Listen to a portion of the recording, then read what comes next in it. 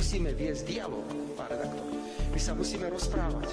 Európska únia poskytuje teraz pôžičku 90 miliárd eur pre Ukrajinu. Z toho, prosím, opravte ma, je 60 miliárd na zbrane a 30 miliárd má ísť na fungovanie Ukrajiny ako také. Ja som hrdý, že som na Európskej rade odmietol účasť na tejto vojenskej pôžičke. Viete, čo sa stane?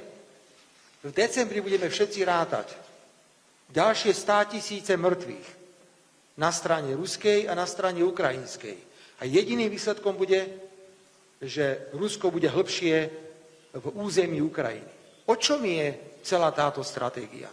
Čiže ja nemením názor, som presvedčený, že vojna je nezmyselná, že konflikt na Ukrajine nemá vojenské riešenie. Nemá vojenské riešenie.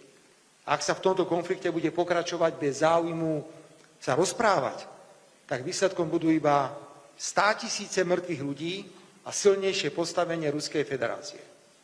Pán kolega, 20. sankčný balík sa pripravuje teraz.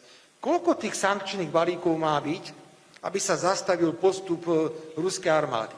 Má byť 100? 150? Ja sa domnievam, že tak, ako sme vymysleli 20 sankčných balíkov, sme mali vymyslieť v Európskej únii 20 mierových iniciatív. Či veríte alebo neveríte, ale 2 členské štáty Európskej únie,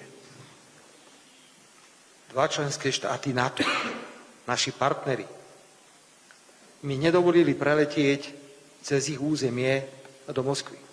A potom sa mi to zdá také zvláštne, že keď sa stretnem neformálne s niektorými mojimi kolegami, tak sa ma pýtajú potichu, no čo ti povedal ten prezident Putin a čo ti povedal ten prezident Xi Jinping. My musíme viesť dialog, pán redaktor. My sa musíme rozprávať. Rozhovory nám vytvárajú priestor na získavanie vzácnych informácií. Presne ako nahováram teraz, musíme viesť dialog s Ruskou federáciou, musíme viesť dialog s ruským prezidentom Vladimírom Putinom.